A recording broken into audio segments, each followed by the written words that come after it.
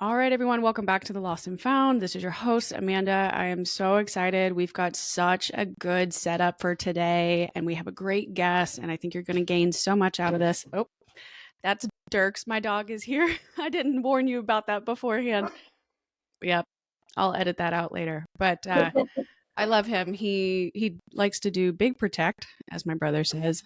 Anyway, getting back to the point of the show, let me introduce our guest. Alyssa Scarano is a licensed professional counselor, and she has been the founder and owner of her very own therapy group called the Collective Therapy and Wellness. She is known for her empathetic and compassionate approach. Alyssa specializes in relationships, and she's dedicated to helping individuals heal from childhood trauma, break generational patterns, create meaningful and authentic connections. And she teaches that by first helping people foster compassionate relationships with themselves. So, Alyssa, thank you so much for being on the show. I am so excited to have you here. I can't wait to pick your brain about everything. Well, I'm excited to be here too. Thank you so much for having me. Absolutely. A lot of what I've been reading about your work and about your business, a lot of it's really deeply rooted in empathy and connection. And many of my listeners are either missing that in their lives or they've had it, but they've lost it and they want to get it back. So I'm really excited to dive into everything that you specialize in and what you could offer for this show. Could you tell us a little bit more about who you are and what exactly it is that encouraged you to become a counselor and what shaped you early on into this path? Yeah, absolutely. Growing up, I really had no idea what I wanted to do, and you're tasked with that at a very young age. You're supposed to just have it figured out. And I was always very into art. I thought that I was going to do something in the field of art, whether it was graphic design. I actually went to art school, right outside of high school. And I really wasn't sure. And I got there, and it just felt empty. It wasn't enough, really, for me. And I've always wanted to inspire people. I wanted to be a source of inspiration for people. And when I got to art school, it was really kind of empty. It wasn't enough.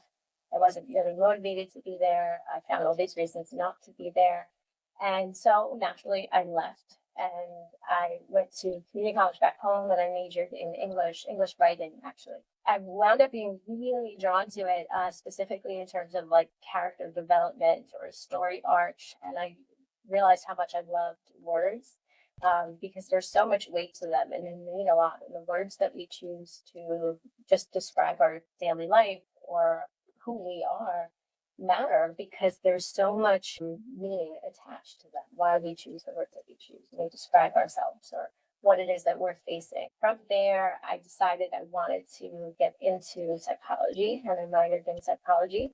I loved the idea of when reading a book or a piece of writing that, the idea of the narrator, where did the story come from? Why did this specific detail stick out to the writer or the character that made it so important? And I liked even the idea of like an honest or dishonest narrator. Even a dishonest narrator, that's their truth for whatever reason. And I fell in love with writing because it was an opportunity for me to finally use my voice. Growing up, I never really felt comfortable to speak my mind and to say what my truth was. And from there, as I feel like I think a lot of therapists, find in their journey, it starts with your own healing and going to therapy and finding the words that tell my story and a space where I could speak and speak freely. And I wanted to give back what it did for me. And it really encapsulated a lot of my different passions in a lot of ways. So that's really, I think, how it all developed. And then specializing in relationships, I remember being in grad school and I had to take family counseling. And I was like, I'm never going to be a family therapist. Like, I don't want to even take this class. Yeah. And then after grad school, one of my first jobs was family therapy. And I just fell in love with it. And I realized how much of our family of origin really shapes our worldview of ourselves and of other people. And so I take that experience in with me in the work that I do today, even though I'm not really doing family work. I'm always working with family of origin. And it's really one of my favorite things to do and to help people rewrite their stories or even just find the words or accept their stories and have more fulfilling relationships in there. I'm sitting here going, I felt that. I felt that. I felt that the 2 years ago. So, like, short background on the podcast. I used to work in national security. And then when I left that career, I thought that that was what I was supposed to do for like all my life. And I came out of that and realized I had such a regimented identity. And when that was gone, everything was so free flowing and weird and overwhelming because there was so much opportunity and kind of choice in front of me. And I didn't really know what kind of direction to go in. And I didn't understand what I was feeling. Like I was frustrated at some points. I was sad at some points. I was angry or I was relieved. And the only thing that actually helped me put use the power of words to help me get that out and like emotionally start to deal with what I was feeling was through the podcast. So I love that you've found a way to use the creative writing aspect to not only heal what you were thinking and feeling about your own life at that time and what you thought your purpose was supposed to be, and it switched for you. And now it's an outlet that you can teach your clients to use to help give them power because you are so right. And the person that understands how powerful their words are is the one that's going to be able to change other people's lives. And I have kind of thought about that for years now, that not only does the power of my words impact someone else, the power of my words impacts what I think about myself and how successful I could become. And that is something I definitely have to work on a daily basis. Like I'm not perfect. I have no idea what I'm doing, but every single time I tear myself down, it's going to prevent me from being able to move forward or do the things that I do want to do. And I have to work on that. So I think that's amazing that you were able to incorporate it. So tell us a little bit more about your company and your therapy groups that you work with and that you lead. You know, what kind of originally encouraged you to become the counselor, and what kind of services do you offer? Because you're also a yoga instructor, right? Or is that not part of it? Or I'm really curious, how does it all flow together and what you specialize in? Yeah, so I really honestly always had this vision for the practice. I always wanted to open up. I used to see it as like a clinic or an agency type of setting that incorporated the whole person, right? Mm-hmm. Mind, body, spirit into healing. I almost saw it as like a one-stop shop, right? Where you can come and you can, yeah, catch a yoga class after therapy, or you can to help integrate some of what you're maybe learning or practicing, or even just working through in therapy and on your mat. And then the aspects of like self love that you can develop through connecting with yourself, even in pain, even in some really difficult emotions and processing trauma, and then practicing other skills that can just continue to foster that self love and self compassion, whether it was through nutrition or meditation or mindfulness, tapping into your own personal power. And I think what we see in the mental health field is everything is clinically focused, right, on insurance and medical necessity and on diagnosis, but it leaves the whole other part of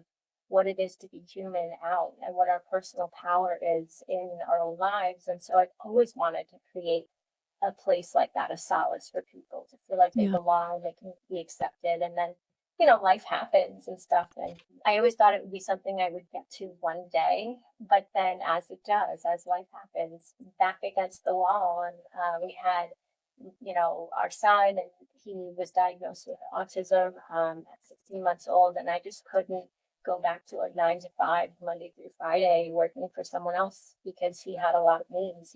I needed to be there for him and to help him. And, it was almost like that now or never. I'm either going to do it now or never going to do it. And I can't not go back to work. And it's just Right. family. I would be so empty without this. This is my passion. It's what fuels me and helps me feel less alone is being there for other people in their times of pain. So, um, it was now or never. And the mission behind the collective was always, like I said, to be this sense of solace for people, even if it's virtual, that I can be a sense of support or presence for them in some really dark or heavy or challenging things that they're experiencing in their lives. And then we do have our coaches, which are all like wellness trained practitioners, registered yoga teachers. We have a licensed clinical social worker on staff who's created a whole self-love program that's backed by psychology, and everything is offered, at different tiers. Our current clients, anyone who comes to us as a therapy client, gets access to those coaching or some of those coaching programs or offerings Oh, at that's really cool. yeah, to try and again, like even though it's virtual, we don't have a brick and mortar location. And we are multi-state, which is also really great. We can service a lot of different people in different areas, and we accept insurance. And so we try to be accessible in that way, and help people really get that whole person holistic treatment that can help them. Yeah, it's been a lot of fun, and a lot of what I try to do, I think, even as the clinical director or the owner of the practice, is to carry some of that value system into just even the clinicians, and we're working as a team. I want that it to also be a solace for them. So but yeah, it has deep roots, I think, just even stemming in my own childhood, wanting to be for others what I maybe didn't have at times in my childhood from other people. So, source of goodness, I guess, is what we're trying to create. And I love that it's modernized in that way, where you could be a virtual client or you could be an in-person client, and truly focusing on the whole being of the person, not just their mental health, but their physical health. And I've heard that as sometimes for some clients, particularly for men, being able to speak through therapy can be difficult, but doing something physical helps them talk. So a lot of times when my dad wants to say something to my mom, but they haven't really fully had the conversation, she'll offer, like, let's go on a walk. We'll take the dog. We'll go around and come back, and he'll open up a little bit more, and it's a little bit easier for him to do that. So I love that you incorporate the physical practice and the emotional stuff to get people to kind of feel like they can be in a safe place and share what they want to share at that time. And it's a healthy way to address all sorts of parts of yourself, right? So I think that's such a unique and great way to offer it, and to be able to help people across state lines. That's phenomenal, right? Because I guess a lot of things modernized when COVID hit, and people, you couldn't go in person anymore. So you had to figure out a way, how do I still impact as many people as possible? I don't know. Did you guys run into a lot of issues like that, over the last few years, or has it always been in this kind of style of service? Yeah, it's always been virtual. Yeah, I mean, there times of COVID and quarantine, like it was so hard. I think on all of us collectively, we've been through a trauma. So the practice really didn't even begin until just a few years ago after Okay. COVID, and so we've always started and been virtual, and it's been really great to see how even being a virtual only like practice and offering these things, that people are receptive to it. People do want it, and we are able to create a certain amount of magic, even though it's not in person. We've done some in person, like local to like where I'm located, my coaches are located. We've done some in person stuff, but it's still very magical. And it's one of the good things I think that came out of COVID times, was that, we've had opportunities to switch to telehealth and bank on some of the or rely on some of the technological benefits of our times. And so it's been helpful. And a lot of clients really are more receptive into telehealth, believe it or not, than sometimes in person. And in person will always, I think, be desired for sure. But I've seen that with our telehealth option, Mhm. people or clients are more open sooner because they're in their comfort of their own home. Yeah, they can sit outside while they're having their session, and then they can participate from any time of day without having to worry about traffic, and take your session then on your lunch hour, Yeah, so. yeah. No, I think that that's a great way to approach it. I think you're right. The right attitude to have. I need the client to feel like they're in control of choosing when and where they want to participate, and you're not like pushing it. Like, it's a Tuesday at 2:30, you be here at this time, whatever. And if they're living a life right now that's teleworkable, if they're like me or you, yeah, they want to do it in their sweatpants in their backyard with a glass of iced tea. I don't know. Yeah.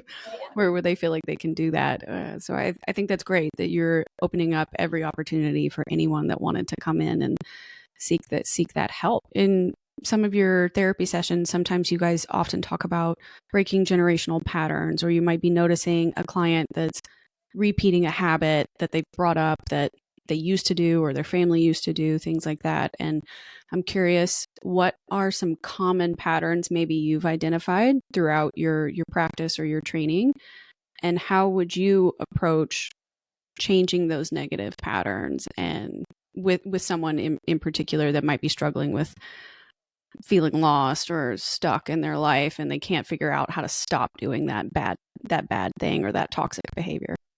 Yeah, yeah, that's a great question, Linda. Thank you so much. This is really, I think, at the core, right, of the work that I do. And I think it's at the core of all of us. There, the things that we're struggling with, um, outwardly in our lives or even mental health symptoms, they have roots a lot of the time in things that we've gone through in the past. And so, when it comes to breaking some of these generational patterns, I think first and foremost, like if we're going to break it down into like try and simplify it, if it's easy enough, right, is to, I think first be able to identify what is this pattern that's not serving me? What is the belief, behind this pattern that is just a tape playing over and over in my mind? And getting curious about that pattern. There's a reason that it exists.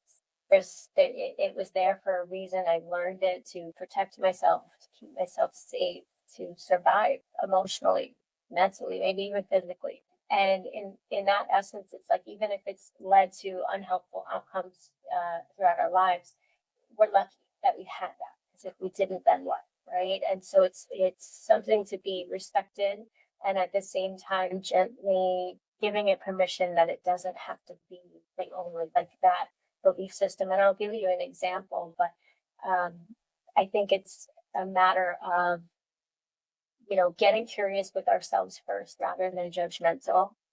And then also inviting in a new perspective. So if we're looking at maybe some more examples or specific examples of generational patterns that get passed down, we can see them sometimes as trying to avoid conflict for the goal of keeping the peace.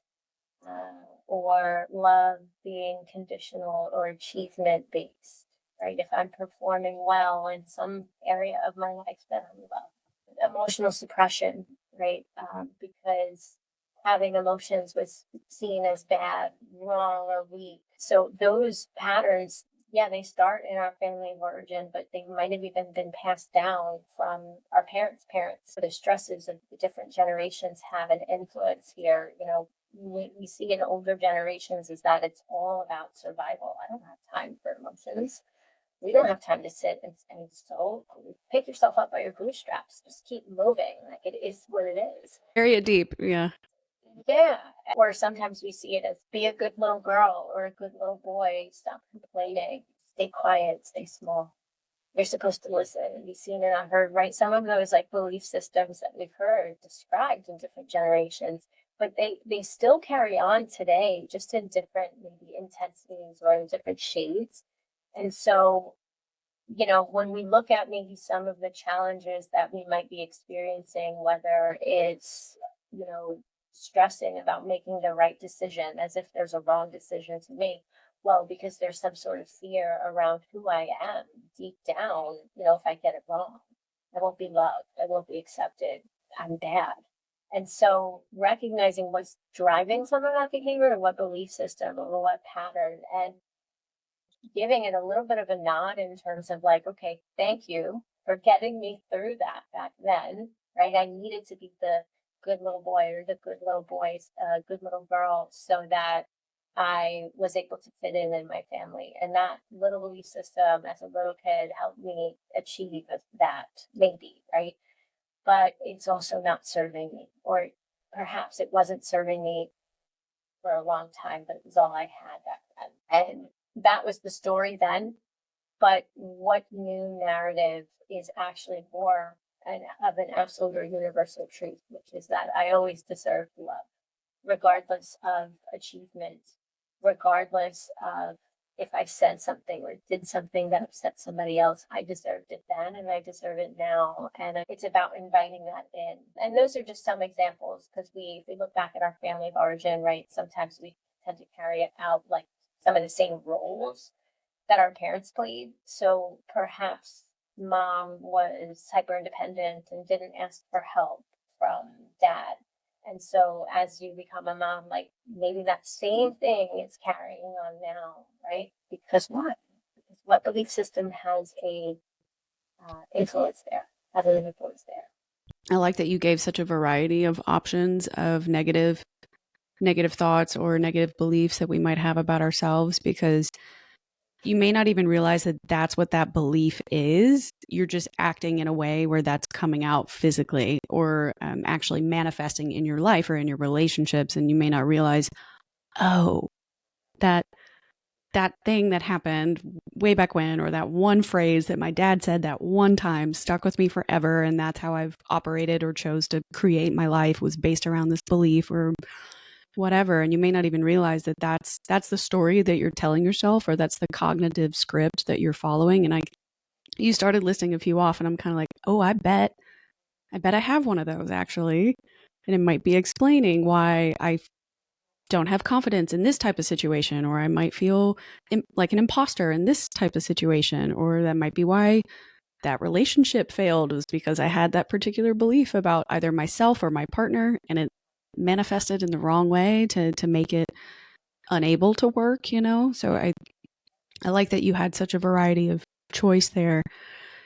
Did you realize at all, going through your training or by starting your business, that you had a negative belief or a limiting belief about yourself? And how did you turn that around or change your mindset to address it?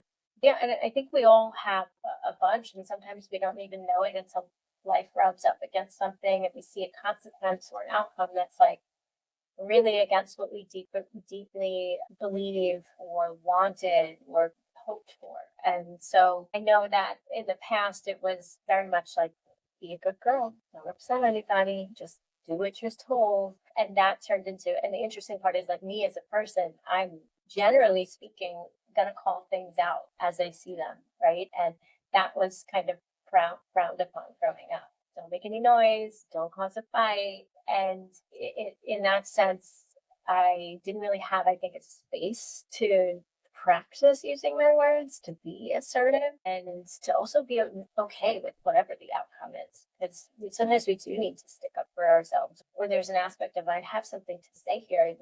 So that was one that I learned earlier on in my life. And so it's like, whenever I get to do things like this, it's like, wow, kind of acknowledging that little girl that didn't get to do that. So this is really special for me to just be here. I wanted to kind of tell you that, share that with you. And then I think another one, which it's very interesting, because I don't want to say that this is like a blanketed kind of thing, but I think when it comes to anger, and I'm like smiling as I say this because it's so common, right? Like the belief that we have about anger, don't be angry.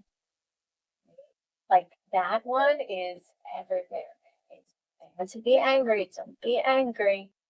And the truth is, it's like, we need anger. We need all of our emotions, but we need anger because that's the fire. That's what fuels the fire for change. That's what fuels the fire for sticking up for yourself, right? And if we don't allow ourselves to have our anger, then we're just going to continue to accept things as they are, or minimize or invalidate. I think there's a difference, though, right? Is, yes, there's inappropriate ways to respond to anger, but because the learning is always, don't be angry, I think a lot of us haven't found ways to know how to respond or deal with our anger. So that's, I think, a big one for me. And I think what I've seen in the work that I do is that I think it's a big one for a lot of people. Oh, yeah.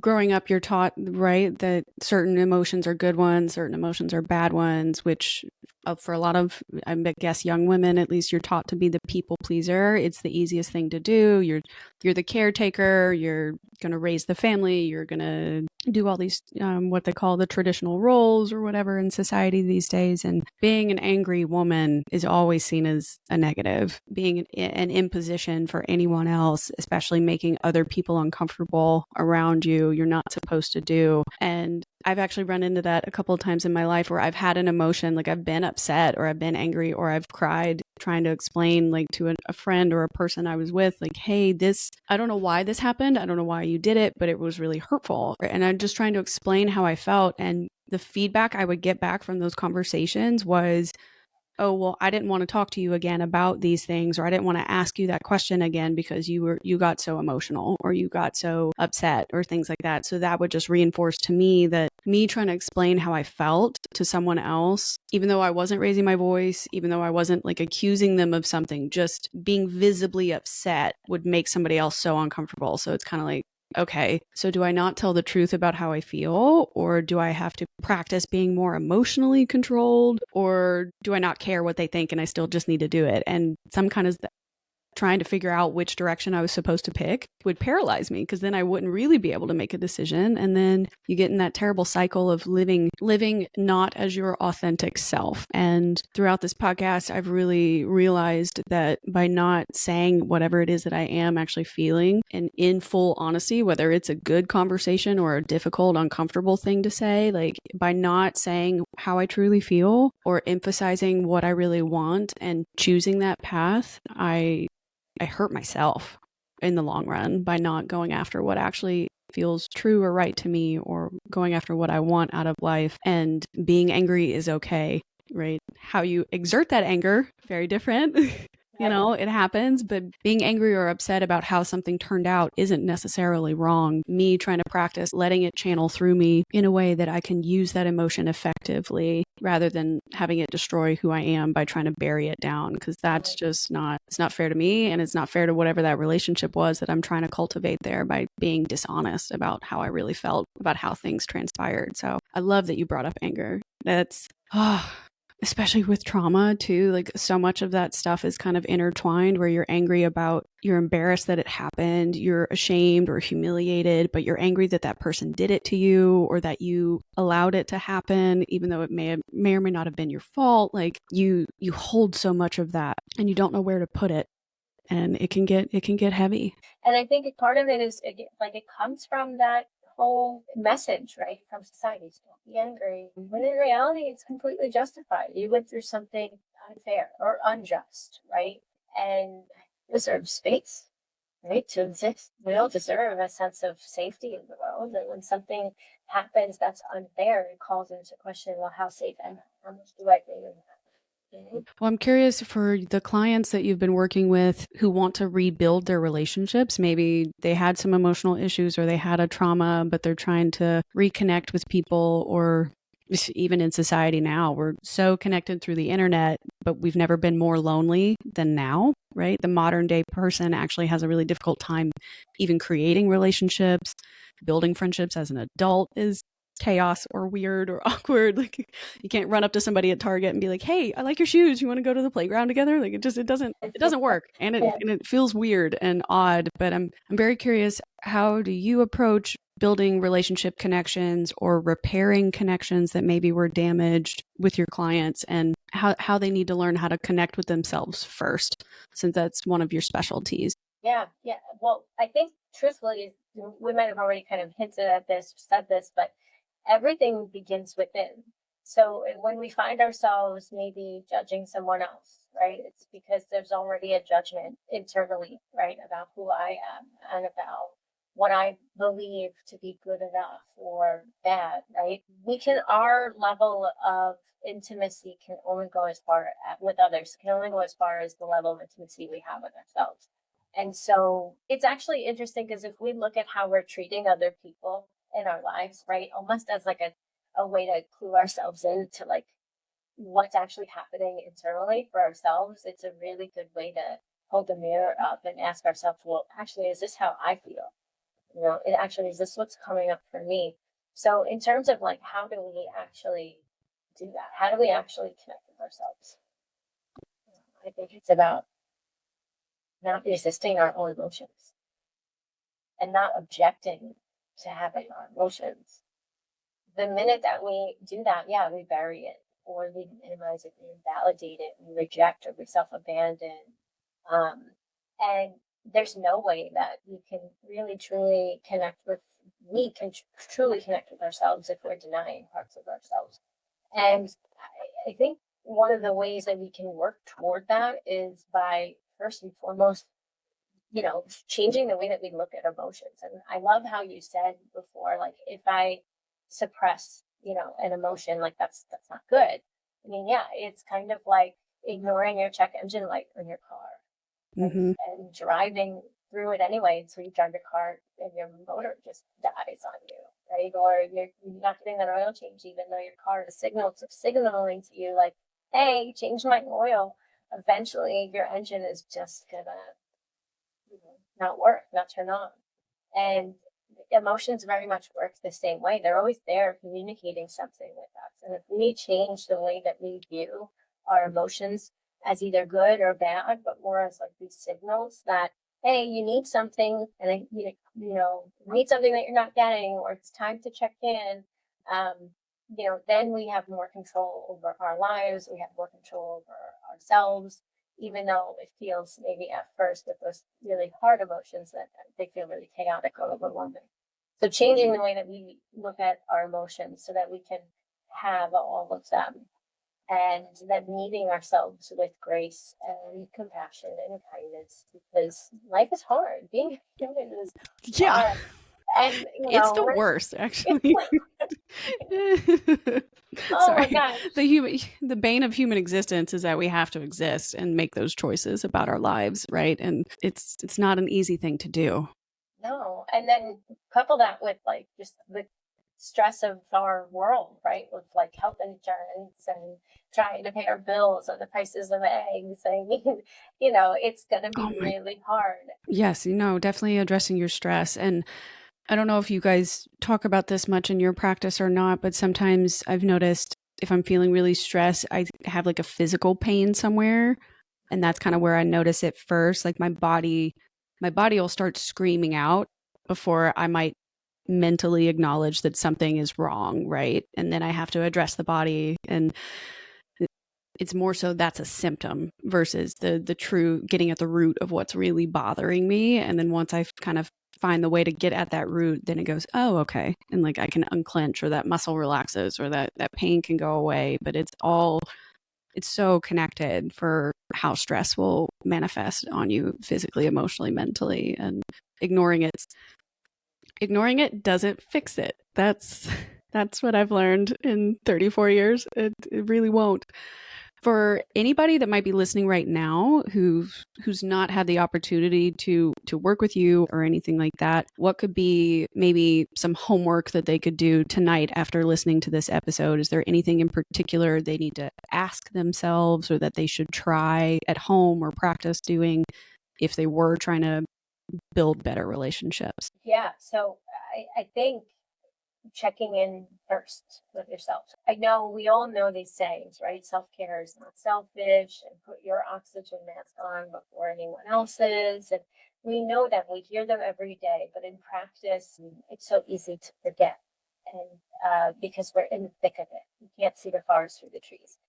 So I think it is not just like during times of stress to do this, but like taking time to notice, like, and be curious, I think. And even if the response to like, okay, being curious with what's going on within yourself, within your mind, within your body, within the way that you're feeling, and actually like responding to that instead of trying to figure it out or judging it or labeling it, just saying, that's interesting. And just noticing it, right? I think is first and foremost. And then the second thing is like asking yourself, what is this emotion trying to tell me about what I need? That's a way to start. And perhaps the answer to that is like, I don't know. And even that is, okay, well, that's interesting. Maybe I should think on that. Maybe I should.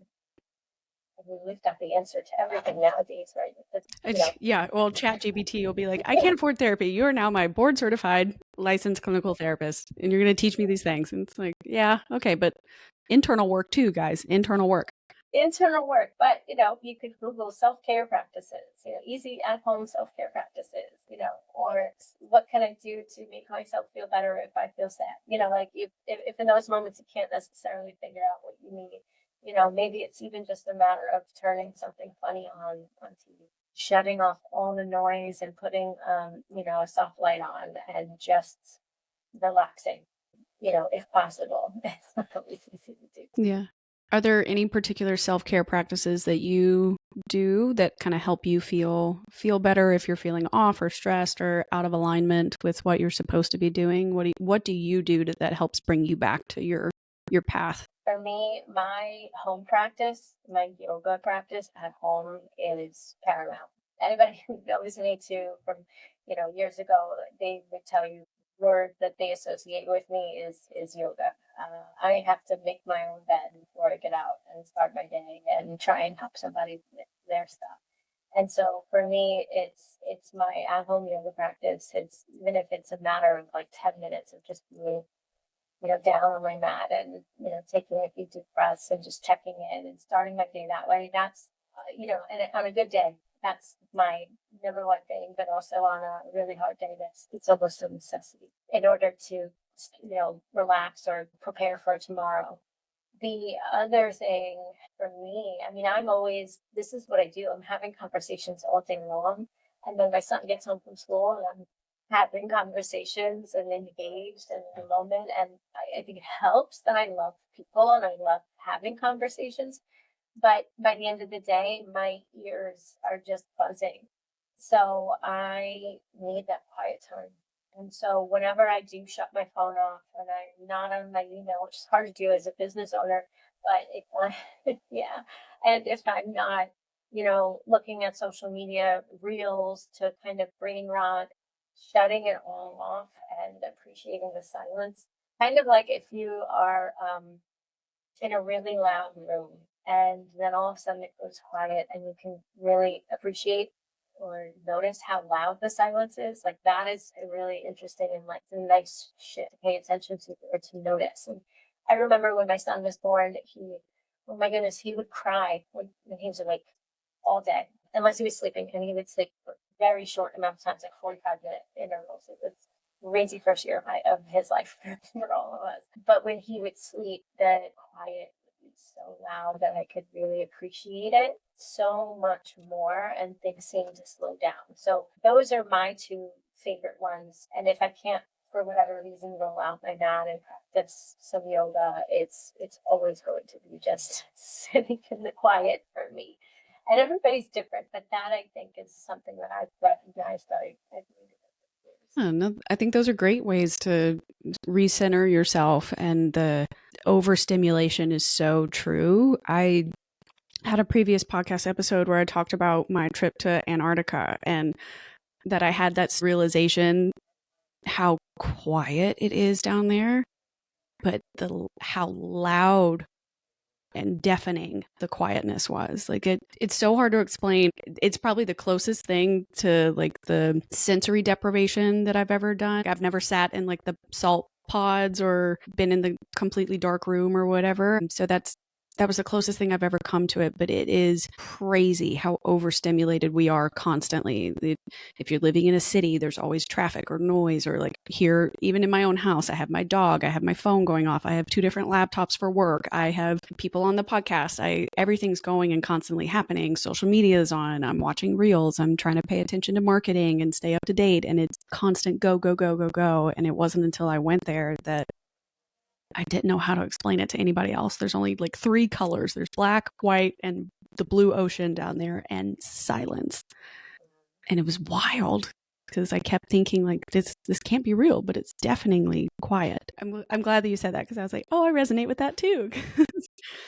It'd probably be better if I did yoga and I could get it more, but that was the closest thing I think I've ever come to that, to complete sensory deprivation. And that's really a profound moment to have, because you do get to get so much clarity when there's nothing else distracting you. So I'm glad that you have a practice like that helps you kind of recenter yourself.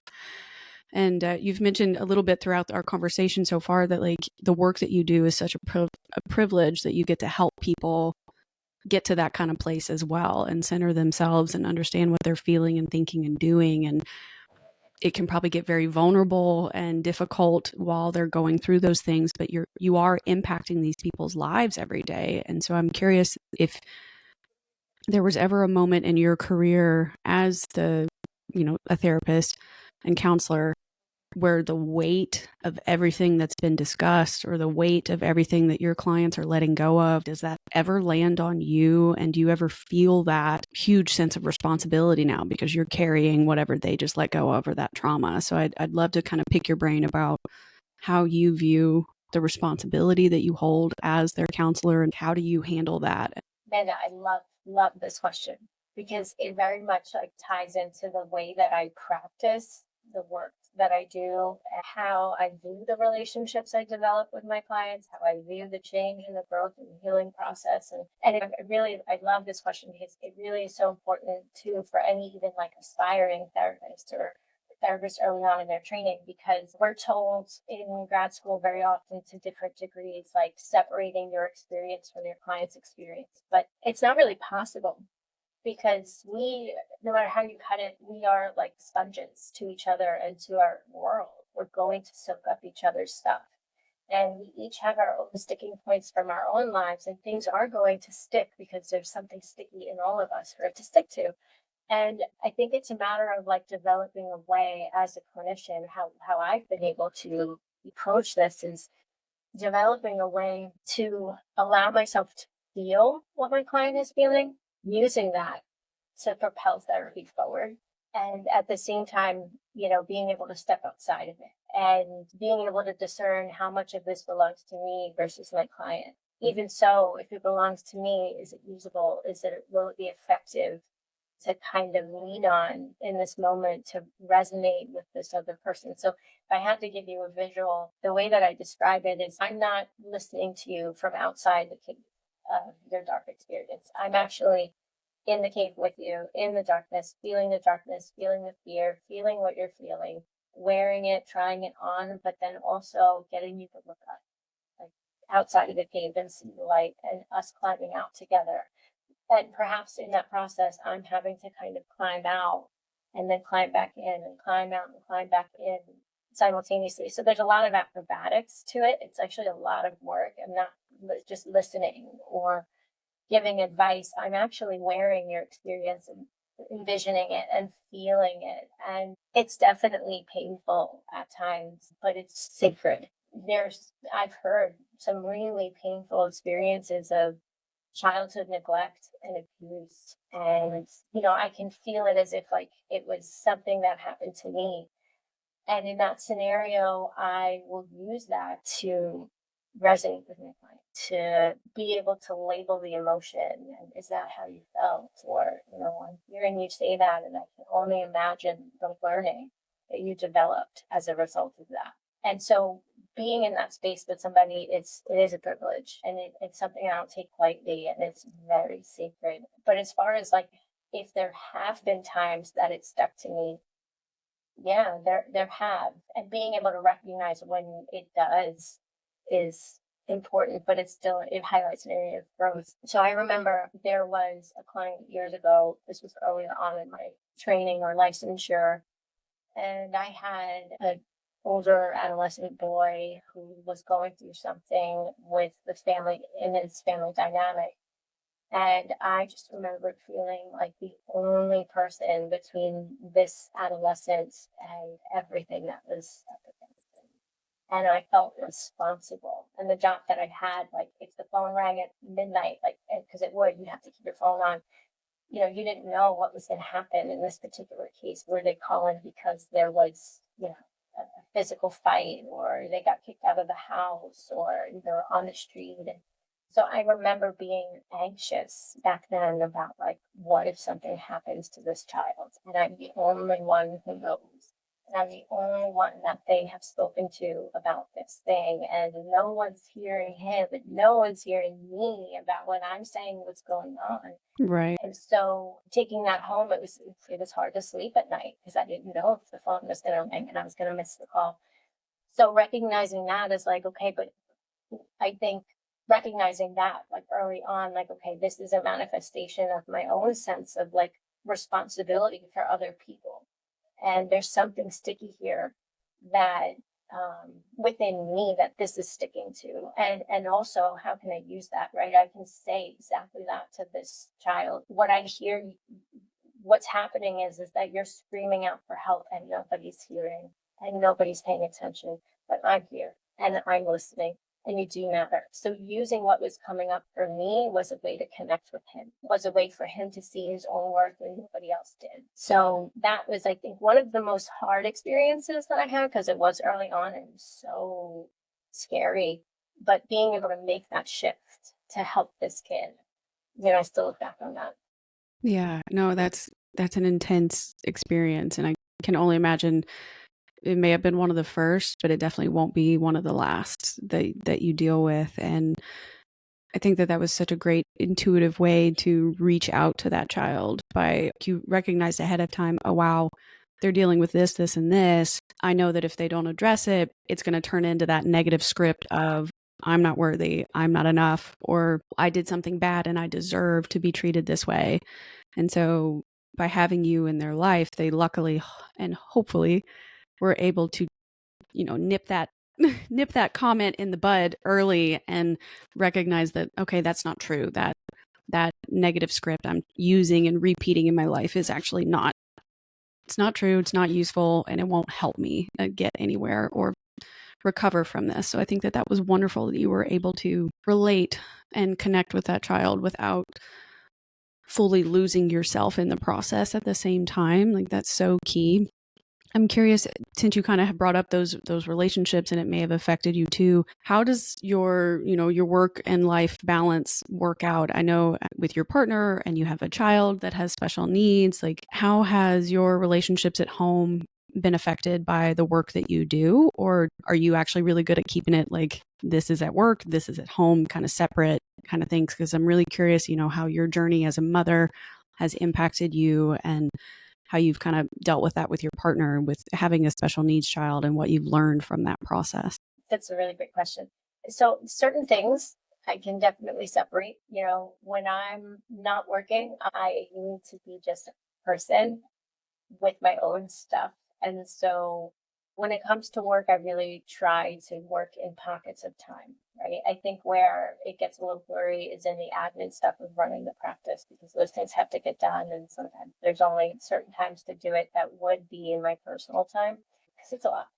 But there are certain things I think that are just a part of my nature, and it's not about like separating it. And it's always helped me to be able to not take on everybody's stuff, which is like recognizing what I'm feeling when I'm feeling it and how much of this does belong to me and how much of it doesn't. That's just kind of my way of being in the world, because I do feel emotion. Sometimes just even I can pick up on other people's emotions intuitively, I think, but I can't necessarily shut that off, but that's why my quiet time or listening to and watching, media that makes me laugh and provides me with relief, and being around people that make me happy and provide a sense of comfort are so important. So that I can't necessarily turn off, but in terms, because that's part of who I am, but in terms of like, therapy brain, that's, when I'm not working with a client or doing something for work, I am I'm me. And we wear all these different hats and different facets of our lives. And I do like that in other endeavors that I do, I get to just be me. And I work on making sure that's separate. No, good. Yeah, no, that sounds like you've got a good balance with that and a good responsibility where you're not leaving your business hanging, but you're still getting what you need done on the professional side and the personal side. What would you say is your favorite thing about being a mom? Favorite thing, seeing the little, I don't want to say little, but watching his growth for us. And I think for many parents of special needs children, the milestones look different, and they could be very small, or they could be, but really they're very huge. And they're things that we've been working on for months and months and months, years and years and years, or they're things that generally speaking come naturally or are supposed to come naturally. So when that happens, it's life changing. When, like, I'll never forget when my son participated on his own in a conversation that was happening in front of him for the first time, like just contributed to the conversation.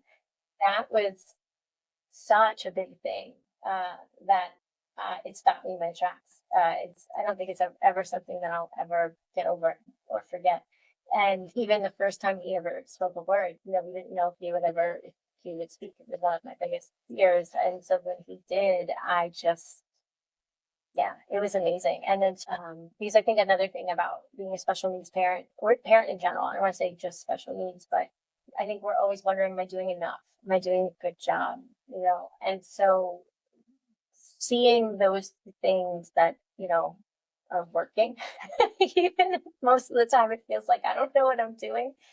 Those are, I think, really rewarding. And seeing him grow up and change and develop into his own little person, those are things. Or, where they say something really funny. Where did you even get that? I love that. And I think that's a fabulous answer, getting to see him blossom. And how old is your son? He's 4. He's going to be 5 soon. 4. How exciting. That's such a fun age, though, because I'm sure with your therapy background, it probably helps because you can like help him with emotions and just figuring out how to best express himself given the tools that he has available. And so I think it's so cool because you also get to see the world through his eyes, right? As he's that little and experiencing things for the first time and trying new stuff or new skills, and it's got to be such a fun time to see him really grow into being a tiny human. That's great. I'm not gonna lie. I mean, yes, this is where like, work-life balance I think comes into play. It's like I'm definitely a human, right? So like, you know, I would say that in a lot of ways it's harder to carry on those therapy things and what I know to be true. I think in some ways I know too much, right? Like Sure. I could definitely get a little fearful or anxious at times. So in some ways, it's where I take my therapy hat off and have my work-life balance. Is like I'm not his therapist for mental health. Like that's where I know. Right, I'm his mom. When it comes to like speech or occupational therapy or physical therapy, like I'm all for like I can do that with you. But when it comes to the mental health piece, that's too much for me to take on alone. Like I know I need help with that. And I say that just to humanize, like, I'm just a person too, trying to make it. That's a good idea too. Like it's a fine line, but you're right. As your son gets older, he deserves a certain level of privacy, and so do you. And so you being his therapist would definitely become a conflict of interest. So I think you're totally in the right to not cross that certain boundary. It's And just too close. yeah, it's a little too close. Like he deserves to have secrets. He deserves to have a private conversation with someone if he wants to say it. So you're 100%, I think, in the right there. And I think that's just, it's really cool that you're getting to watch him grow and change and learn right in front of your eyes. And I think that's probably many parents find joy in that. So that's wonderful. Well, I don't want to take up too much more of your time. We've reached our hour, but I typically have so many questions, but I've had so much fun chatting with you. So this was fabulous for me. I feel like I've learned a whole lot, and I might sign up for the practice one day. Be like, I think this would really help me out. So it's so exciting. So I'm so glad you came on the show. The one final question I have, since the show is based on, feeling lost and uncertain with your life and kind of where you're at in the world and you're trying to find your place or your purpose, I'm curious. The final question I have is, what would you say to somebody listening right now who is going through a season of self-loss, grief, and uncertainty, and they know they need to make a change in their life, but they're not really sure what direction to go in? What would your advice be? So having been someone who's felt that way as well, what I will say is follow what you love and follow what makes you happy, even if it's the tiniest little thing that gets you out of the house, out of your head, and into the moment. So maybe it's a matter of like, instead of dragging yourself to the gym for the umpteenth time, maybe you go for a walk because that feels better, right? If your whole life has been told you need to go into finance, but it doesn't feel right, like what does? You're never going to go wrong if you do something that interests you or excites you. And I think the argument to that is, well, I don't have the ability, I don't have the time, I don't have. Do it in doses. Do it in those little pockets of time. And just make the little pockets of time that maybe you're scrolling social media, and it could just be a matter of calling someone who puts a smile on your face and asking them about their day. So the little spots of time when you think that you don't have, swap it out for something that does need you. Yeah, I love that. And it's such a heavy thing to carry, trying to figure out how to not be in that mental headspace anymore. But I think this interview has been fabulous and offered so many great insights and different perspectives, different ways to think about what it is you're saying and doing when you're feeling that way, and how to help you not hate yourself for being lost. I pointed so much of that negative thought back onto me, and it perpetuated that feeling for much, much longer than it necessarily needed to. So I'm so glad that we were able to chat with you and learn how to flip those scripts or flip those negative thoughts and ideas. So this has been absolutely fabulous. I'm so glad you came on the show. Alyssa, please let everybody know if they want to work with you or find you. What's the best way to connect or engage with your therapy practice and the content that you're doing and producing and putting out into the world? Yeah. So the best way to reach us is on our website. We've got a lot of resources there, a lot of blog posts that are backed by clinical research and things like that. We often will announce our workshops on our website as well. We'll do pop-ups that allow you to sign up for alerts. But the best way to reach us is our website, and you can find us online at www.collective-therapy.com. Excellent. Oh, thank you so much. This has been the best. Everybody, I will put all of Alyssa's information into the description box or the show notes of this episode. Remember to like, subscribe, leave a review. Let us know what you thought of today's convo. I hope it was helpful.